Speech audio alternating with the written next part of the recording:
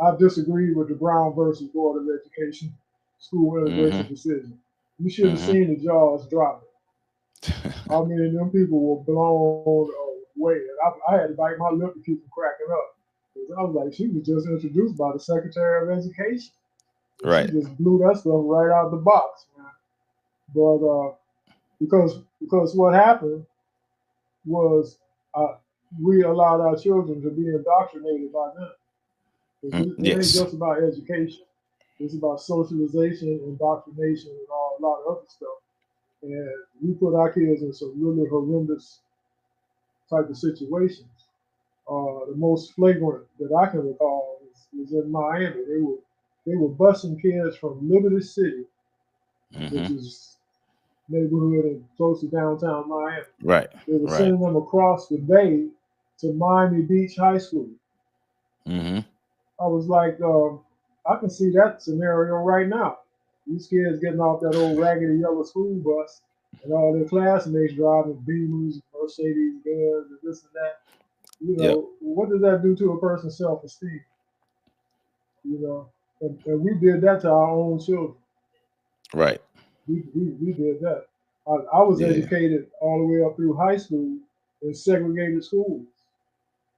By the time I got to a school that was integrated, I was smarter than all of my white classmates. They couldn't touch me with a 10-foot stick, I hear that a lot. you know. 'Cause I knew their stuff and I knew my stuff too.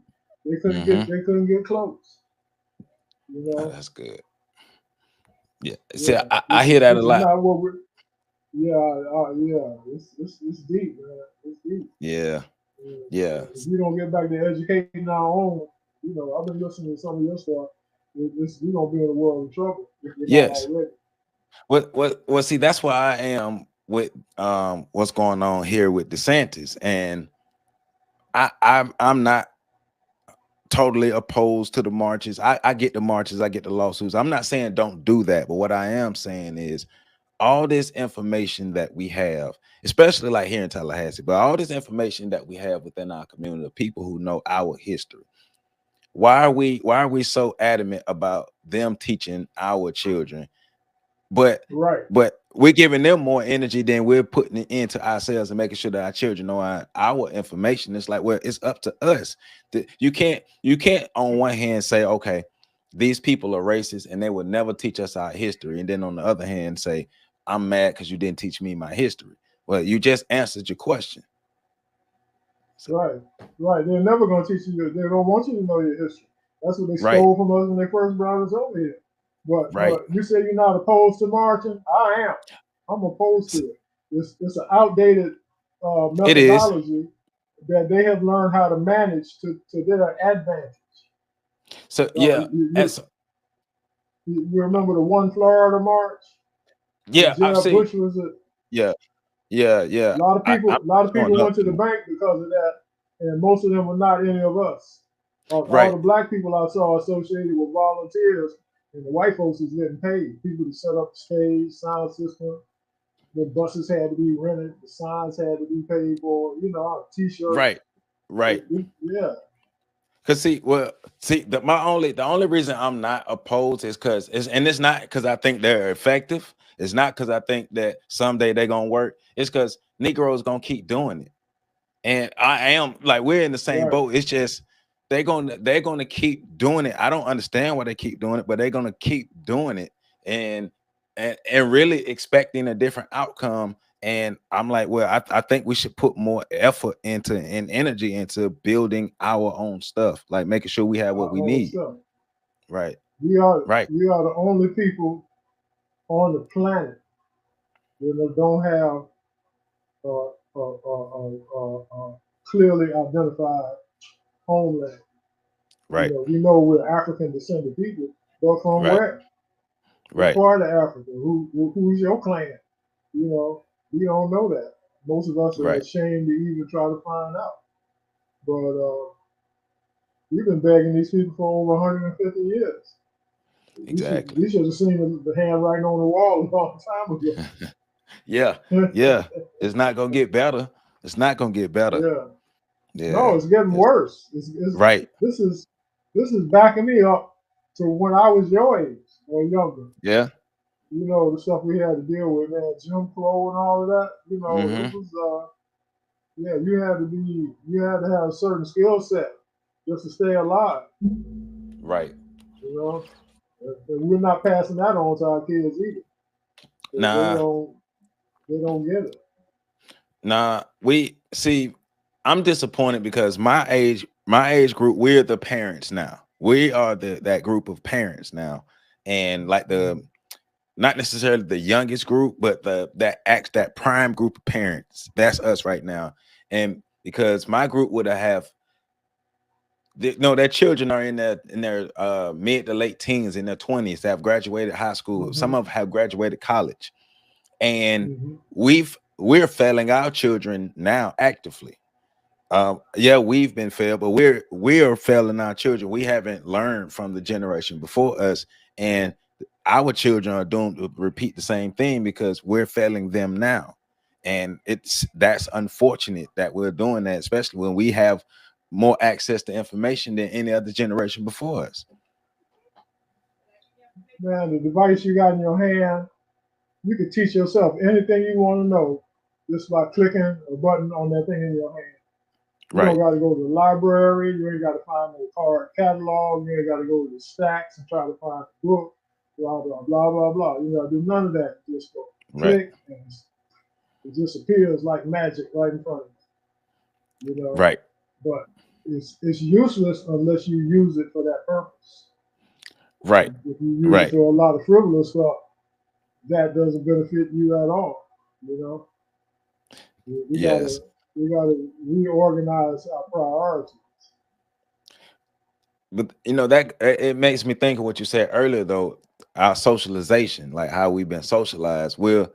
I was just having a conversation with one of my friends earlier, and we were talking about how we we put it out in the public a lot, our glorification of the lowest forms of life, our glorification of violence, our glorification of drug dealing, scamming people, gang violence, killing. Those are the people who we kind of push to the top of the society as the ones that we should uphold. And the actual good citizens, the good everyday upstanding citizens who are really making things happen, making the everyday operations happen, they're being overlooked, and they are being Right. actually, some are being looked down upon, but the worst of us are being praised by us, and that's not going to help us improve any of our situations. Right. So Like I guess our topic for this evening gets to the root of what will yes, solve the problem. Is yes. if we start trying to grasp those things from Africa that was taken from us. You Hmm. know, there's we have a lot of people don't know this, but we have a very strong Afrocentric religious community right here in Tallahassee. Yeah, yeah, a lot of people don't You know. know, and that's one of the most obvious retentions that you can find. Because Hmm. these are people who came over here in slave ships. Maybe they had certain artifacts and certain implements concealed in body cavities, you know, and all kinds of means of hiding stuff that they could bring that was related to their cultural heritage. You Right. know, um, I tried to write down a list of all the variations on African religion that I could think of in Hmm. this hemisphere. My list is not exhaustive, but it's uh, it's it's pretty long. Let me pull Okay. it up here. Where we Okay. at? Uh-oh. Where's my meeting? There we go. And and for All right. those tuning in, This is oh, go ahead. just well. I start out with the stuff that came out of Egypt. Hmm. You know, the 42 negative confessions of Ma'at. Yep. If that's not a blueprint for the Ten Commandments, I don't know what is. It sure is. You know, if you read it, it's all in your face, right? Right. Uh, what about the first? crucified and resurrected Savior. Mm-hmm. Heru. I Asar, mean, not Asar. Yeah, not Heru, but Asar. yeah. Well, Heru will be the counterpart to Jesus. Right. You know, he's supposedly still engaged in the fight between good and evil. He's still Right. that's still going on to this day, Right. right? The eye of Horus that we look at, yeah, that's the eye that Set Mm-hmm. plucked out during one of their battles. Mm-hmm. Uh, what else? There's so much more. There's uh, the whole story of that resurrection of Osar. Mm-hmm. Uh, that's you can look that up. Then you got Ifa, lives out of Nigeria. You got Khan, practice out of Ghana. Mm-hmm. You got variations of the stuff out of Africa like Candomblé in Brazil. You got Lukumi or Santeria, as it's called in Cuba. You Mm-hmm. got Obia and Kumina in Jamaica. You got Vodun in Haiti, and that's just a short list. Mm-hmm. You know, anywhere you go in the diaspora, you will find some remnants of that. Right. You got runaway slave communities. Uh, some areas we call them Maroons, Mm-hmm. which is simply a Spanish or French derived word. It means something wild.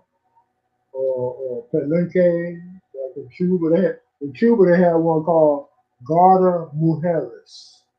Garter Garda Mujeres. Mujeres. Yeah, that Mm-hmm. means look out for the women. Guard Yes. the women. Right. Right. You know, in Brazil Uh, they had San Basilio de Palenque in Brazil. yeah, Paul Morris. Yep. Yep. Yep. Paul Morris. When I was in Brazil in '07, I'm looking at the map and I was in Bahia at about maybe 100 miles or so from where I was. There was a town called Paul Morris. Yes. I After said that Zumbi. must be where the Quilombo was, right? Yep. But then Yep. I found Yep. a book in a bookstore. It was written in Portuguese. This is in Bahia, in the mall of this bookstore. The book is called Africa M Nos. Our Africa M Nos, the African within us, Mm-hmm. right? And it described Paul Morris. Said Yes. Paul Morris, the slave community was about the size of Texas. And I Wow. was like, oh, I excuse never me, it heard of wasn't that. some little, Wow. yeah, it was like about as big as Texas. And it lasted for close to 100 years. So so that's amazing because my South America book I wrote about Zumbi dos Palmeiras and how Right. he was basically the leader of Palmeiras for about 15 years, led them to 15 years of peace. And that Hmm. was after he was kidnapped and escaped and came back. But that makes that story even more great now because you're telling me for 15 this one man, but of course you said in the last 400 years, but a free community the size of Texas. That's Yeah. amazing. If you, I think the movie Quilombo, which is about Karl Marx, is streaming on somebody. I believe it's Netflix. I watched it like a week ago. The movie Uh, Quilombo. yeah, Quilombo. Uh, Okay. it's yeah, one of the streaming services. I want to say it's Netflix, uh, Okay. but it's an outstanding movie. It's in Portuguese with English subtitles. Right. Okay. Yeah, I got Then to check that out. you got people like you wrote about these people in your book on Central Americans, the Garifuna or the Garafuna. Yep. Yep. Yep. Yeah, yeah. There was a sister that lived in Tallahassee that was a member of that ethnic group. Uh, I think I know who you're talking about. I think I she, met she her used to once. make she used to make these patties like Jamaican patties, Mm-hmm. and she used Mm-hmm. to sell them at African Caribbean dance theater dance classes. She'd show up with a Mm-hmm. whole trunk full of patties, go home with a trunk full of money. Right. Right. Yeah, yeah. You got in Jamaica, you got a place called Accompong, Mm-hmm. another one called Nanny Town. Yep. Nanny Yep. Town is in the east. Mm-hmm. Accompong is in the west. I've been to Okay. Accompong, and this is where I learned that runaway slave communities are usually located someplace that's very inhospitable, Yes. difficult to access, difficult to even maintain while you're there. You know, Mm-hmm. and the reason for that was to avoid people coming after them. Yep. You got the Great Dismal Swamp Yeah, I remember you talking about that that. borders South Carolina, North Carolina and Virginia. I didn't know this until just a few years ago, but all of my mother's people are from that area, Okay. and my mother's grandmother, my great grandmother, I used to go visit her all the time. She lived 10 miles away from Dismal Swamp, And you didn't know? and then when I discovered what was actually going on in that swamp, um, what's the woman's name that wrote Uncle Tom's Cabin? Yeah, Harriet Beecher Harriet Stowe. Beecher Stowe. Mm-hmm. She's got books on the Dismal Swamp. Okay. She's got one that gives the life of a runaway slave who was living in the Dismal Swamp. Uh, yeah, that place is something else, man. It's difficult. There's an island right in the middle of it, but it's difficult to access. Right. Um, Nanny Town in Jamaica, there's a story about it that there were these what the Jamaicans call switchback. We call them hairpin turns, Uh-huh. where the road does a 180 and cuts back in on itself. Mm-hmm. They call them a switchback in Jamaica, right? So there's a story about Queen Nanny of the Maroons, who was by the way from Ghana. She Yep. and her brother Kwajo, Mm-hmm. were brought over, and they just wasn't feeling that getting put into slavery, so they ran off to the mountains. Uh, but anyway, they say that Nanny had a pot sitting right at the bend in one of these switchbacks, and the pot was boiling, but there was no fire underneath. Mm. Because Yes. Nanny was supposed to be an Obia woman. Mm-hmm. She knew some things, right? So Right. she got this. She got this. They call it, the story is called the nanny pot. The nanny pot, right? So the the road was so narrow that the British soldiers or whoever was trying to get at them would have to come up the hill in single file. So as they enter and disappear around that bend in the hairpin turn, one by one they would see that pot boiling, and they'd investigate it because they couldn't figure out why it was boiling with no fire, and they would Mm-hmm. fall in and boil and boil to death and drown. Mm-hmm. Right. Yeah. So Yeah. yeah, yeah, but Accompong is where they signed the treaty with the British to cease the hostilities.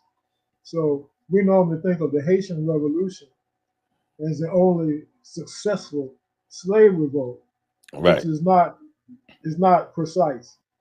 It was the only one that resulted in the formation of a nation Mm-hmm. Right. afterwards, right? But there were other successful slave revolts. The Maroons in Jamaica were successful in reaching a stalemate. They never won, but they never lost either. They just signed a ceasefire. And Accompong is located in an area that's called Cockpit Country. In Yes. the north Just central learned about part of that. Jamaica, cockpits are they're like sinkholes. There's a whole area, Mm-hmm. sinkholes and jagged rocks and stuff. Crevices you could fall into and that kind of stuff. Accompong is at the top of this mountain, right on the edge of Cockpit Country. So this guy up there tells me, he says, I can take you down to the cave where the treaty was signed. And I looked down in there, bro, and I was like, maybe next time. Right. I was like, it's good to know I can come and say that's where that happened. But I'm Right. not so interested that I have to go, kiss the ground. on that spot, Exactly. man, because that's some dangerous stuff, man. On the Yeah. map of Jamaica, that area, if the map shows any topography, the lay of the land, Hmm. that part is just blank, and it's got a little notice typed in up there that says, "Me no sin, you no come. If I don't call you, don't even come." Hey, I don't blame you. But you know, we don't know enough about those type of communities that have existed all over, everywhere. In anywhere you go where they had slaves, they had some kind of resistance like Hmm. that. Suriname, Yes. where some former slaves went and I think they were all runaways, but they Yeah, settled in they had some. Suriname Yep. and went back to practicing, their African traditions just like they did when they were in Africa. And the people Yep. showed up a couple of hundred years later saying these people doing these ancient rituals and stuff. They were like, Right. dude, you know, Right. yeah. So we're surrounded by that stuff. Yeah. And Um, I think what's those the if I believe the Juka people in the Suriname. I believe some of the people are the Juka people, the okay, NDJUKA, something like that. yeah, I forgot what their ethnicity was, Hmm. but that's that stuff that's out in the open. But here's the number one African retention: Hmm. DNA. Yes. Our DNA, that gene that says it tells your pineal gland to excrete some melanocyte stimulating hormone, so the melanocytes in your skin will produce pigmentation. That's the greatest of all African retentions. Hmm. Um, I did some research on melanin. Found out one of the primary substances in the melanin molecule is copper. Right. That's what gives it that color, right? It's copper. Well, guess what? All your electric lights, all these telephone wires running around here, Use that's copper. copper, man. That's the cheapest, most efficient conductor of electricity you can find. Yep. There are things that are more efficient, but they cost us a lot more money, like gold. Hmm. That's real good, but you got to pay for that. Copper is cheap and it works real good.